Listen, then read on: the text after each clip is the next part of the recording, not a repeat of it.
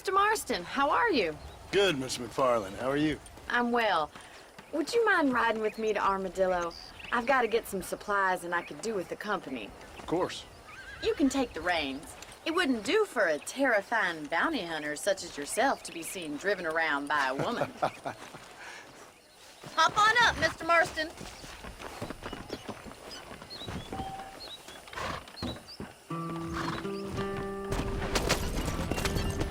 You're looking much better, considering you were almost buzzard food a couple days ago.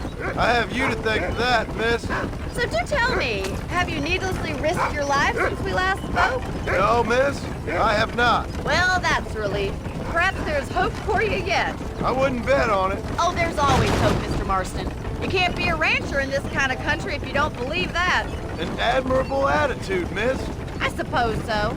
I can't think of any other way to stay sane, to be frank. What about you? Have you ever given up hope altogether? Hope hasn't really entered into it. It's not really something I think about. A peculiar outlook.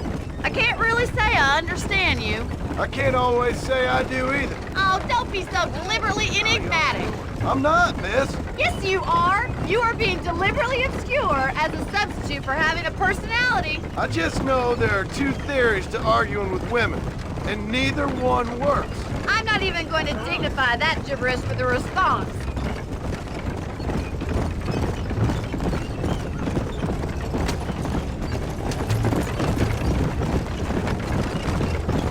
I think it's kind of funny I found you dying on the side of the road and now you're driving me into town. You have a strange sense of humor. Well, you must admit, it's an unusual start to a friendship. I didn't realize we were friends, Miss McFarland. Oh, please. Now who's being funny? Listen, I know that business with Williamson is your business, but I don't know. You've been good to us, and I don't think you're a bad man. A little stupid, perhaps, but not rotten. I just worry about you gallivanting around these parts like you're some kind of deranged bounty hunter. Like Paul always says, don't go waking snakes. I appreciate your concern for us lesser mortals, Miss McFarland. I really do. And if there was any other way out, I'd take it. I can assure you of that.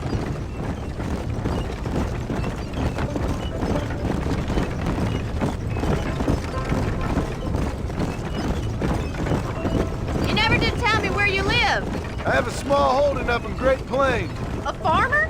Yeah, and I'm the Queen of England. And at what point during your day of hunting down outlaws do you find time to raise chicken? Only been at it 3 years or so. I guess I'm kind of new to it. You're telling me? So who's looking after this farm of yours right now? Uncle. Well, he's not my uncle, as far as I know. Just an old dog who's as lazy as a lizard on a hot day. The kind of fella laboring under the delusion that age brings wisdom. Sounds like the perfect person to leave in charge of your entire livelihood. We go way back, and I didn't have a lot of choice. I'd be getting back there if I was you. That's what I'm trying to do, miss.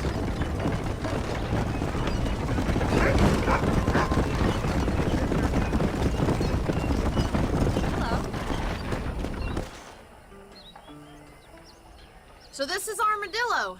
Manhattan it is not, but it does okay for us.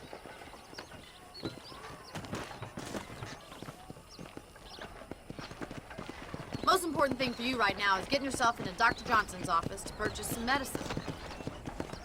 First one's on me. Thank you, miss. I'll pay you back. I'm sure you shall. The doc's a good fellow. He saved your life, so be polite to him. Meet me in front of the general store when you're done.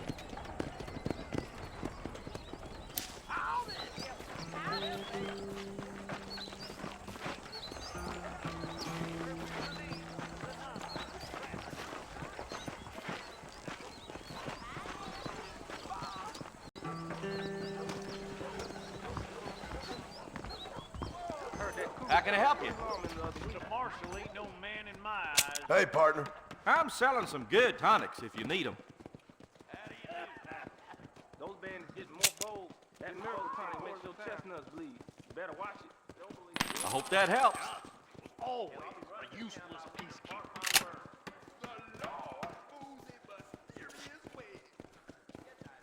Thank you.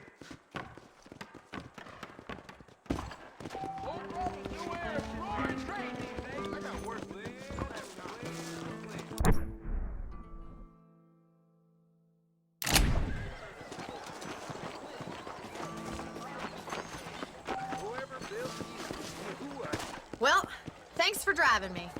It was nice to be able to enjoy the view for once, and a little company never hurts now and again. You're more than welcome, miss. Least I can do. Thank you for the medicine. Why don't you have a look around Armadillo? You can always take a stagecoach back to the ranch later. I might just do that. Travel safely, miss. Try not to get yourself shot. I won't be around to save you this time.